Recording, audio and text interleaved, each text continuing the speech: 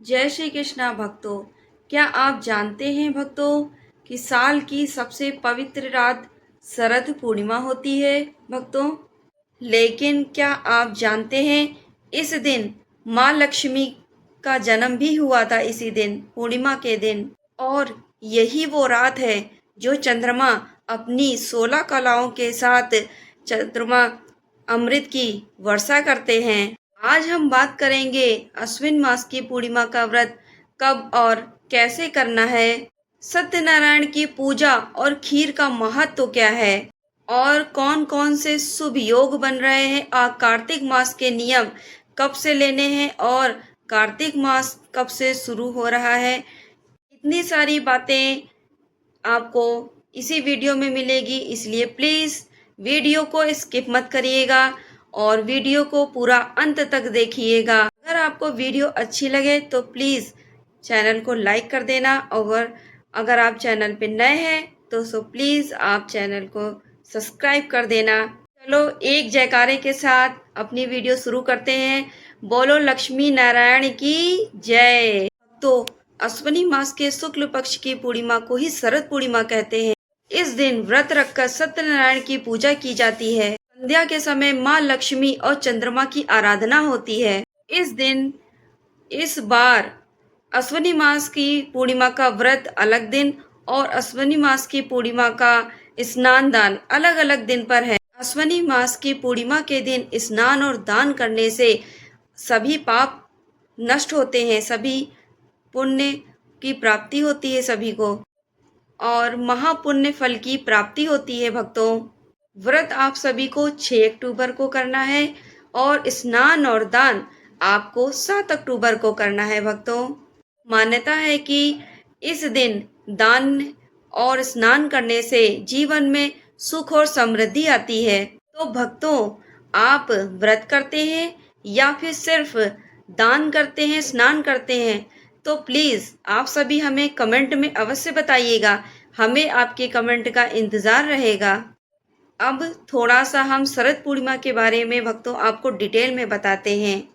देखिए भक्तों, अब शरद पूर्णिमा की पूरे भारत में अलग अलग देशों में अलग अलग विशेषता है और अलग अलग सबके परंपरा है। और हमारे ब्रज में इसे रास पूर्णिमा भी कहा जाता है। जब श्री कृष्ण ने राधा के संग और गोपियों के संग महारास किया था। उड़ीसा में शरद पूर्णिमा को कुमार पूर्णिमा भी कहा जाता है।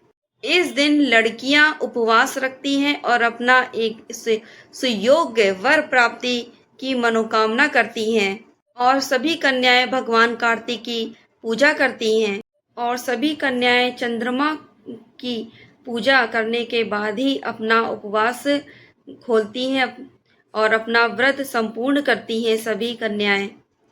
हिंदू शास्त्र के अनुसार धन की देवी माता लक्ष्मी का भी जन्म शरद पूर्णिमा के दिन ही हुआ था। कहते हैं माता लक्ष्मी शरद पूर्णिमा के दिन भ्रमण करती हैं संध्या के टाइम शाम को, और सभी मनुष्यों के कार्यों को देखती हैं माता लक्ष्मी। हिंदू शास्त्र में ऐसा कहा गया है कि शरद पूर्णिमा के दिन जो भी मनुष्य पूरी रात जागकर माता लक्ष्मी की पूजा और आराधना करता है, उनके नाम का जाप करता है, माता लक्ष्मी उसे धन संपदा से भर देती हैं। क्यों ना उसकी कुंडली में धन संपदा नहीं भी लिखी है, तब भी माता रानी उस पर कृपा करती ही करती हैं। अब हम आपको बताएंगे पूर्णिमा की तिथि क्या है पूरी डिटेल में। अश्विनी मास की पूर्णिमा की शुरुआत हो रही है 6 अक्टूबर दिन सोमवार 12:23 PM से, और समापन होगा 7 अक्टूबर दिन मंगलवार 9:16 AM पर। चंद्रमा उदय होगा 6 अक्टूबर शाम 5:27 PM। चंद्रमा अस्त 7 अक्टूबर सुबह 6:14 AM पर। तिथि के अकॉर्डिंग हम पूर्णिमा का व्रत 6 अक्टूबर को ही रखेंगे, क्योंकि मान्यता पूर्णिमा की है कि चंद्रमा का पूजन और खीर का कब रखना है, खीर को कब रखना है, और 6 तारीख को ही खीर भी रखेंगे और पूर्णिमा का व्रत 6 तारीख को रखेंगे, क्योंकि जब तक चंद्रमा को अर्घ नहीं देते हैं, चंद्रमा की पूजा नहीं करते हैं तिथि के अकॉर्डिंग, तो 6 तारीख को ही करा जाएगा। तभी ये पूर्णिमा पूजा जो हम लोगों ने व्रत रखा वो संपन्न और संपूर्ण माना जाएगा। और स्नान करने की तिथि जो है वो 7 तारीख को है। दान पुण्य भी आप 7 तारीख को ही करेंगे, पूर्णिमा तिथि, शरद पूर्णिमा की तिथि। याद रखिएगा भक्तों, जब तक पूर्णिमा के व्रत में चांद को अर्घ नहीं दिया जाता है तब तक पूर्णिमा का व्रत अधूरा ही माना जाता है। तो आप सभी सत्यनारायण की पूजा और पूर्णिमा का व्रत 6 तारीख को करेंगे और खीर भी हम 6 तारीख को ही बनाएंगे और शाम को रखेंगे। पूजा के दौरान खीर बनाएं और भगवान को भोग लगाएं। और मान्यता है कि इस दिन, इस रात को, शरद पूर्णिमा की रात को चंद्रमा से कहते हैं अमृत बरसता है।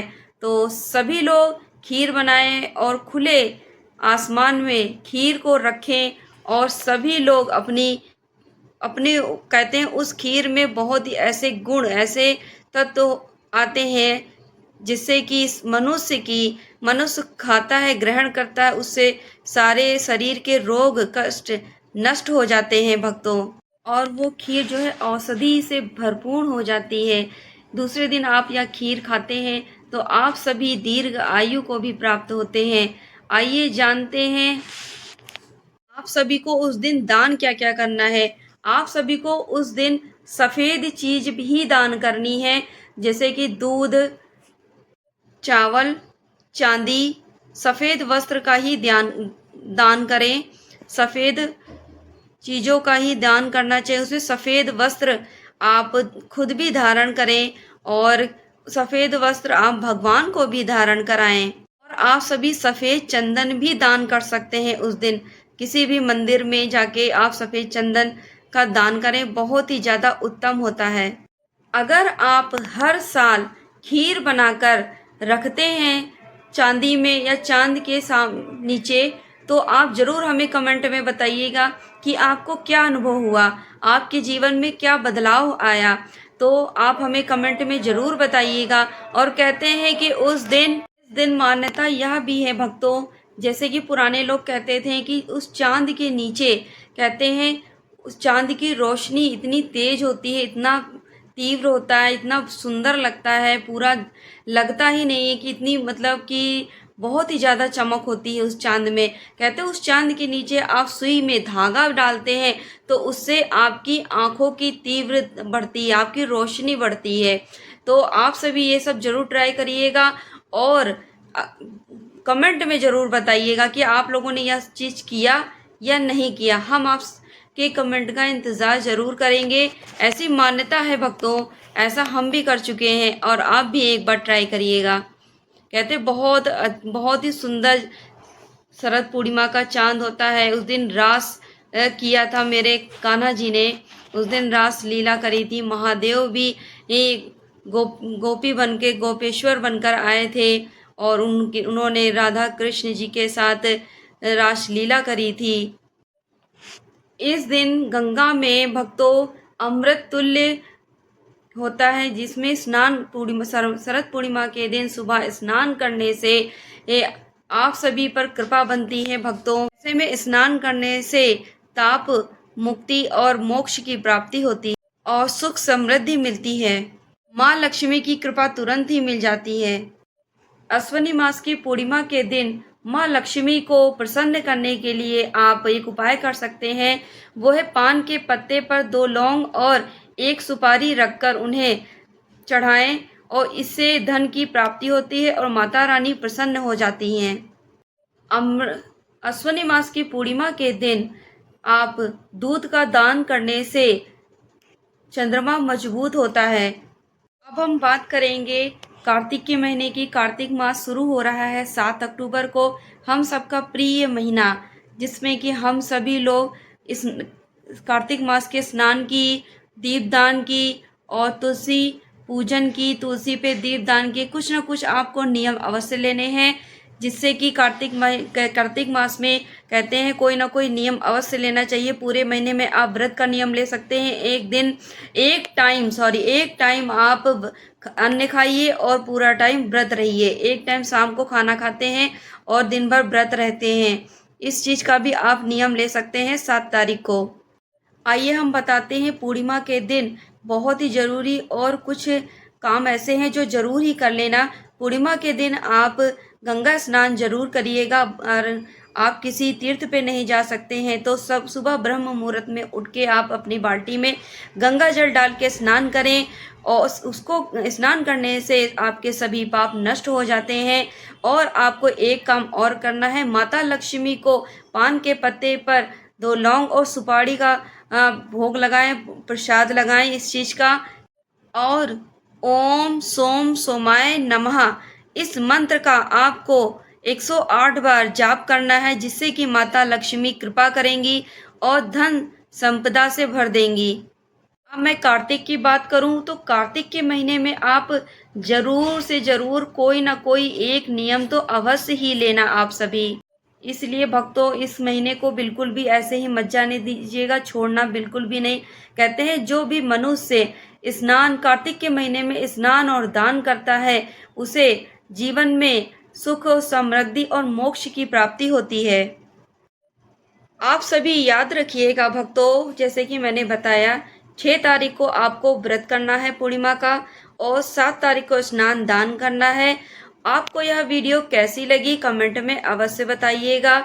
यह जानकारी आपको कैसी लगी और कार्तिक की जानकारी आपको नेक्स्ट वीडियो में और आगे मिलेगी। इसलिए आप चैनल को सब्सक्राइब जरूर कर लीजिएगा, बेल आइकन ऑल पे प्रेस कर दीजिएगा। जय श्री कृष्णा, जय श्री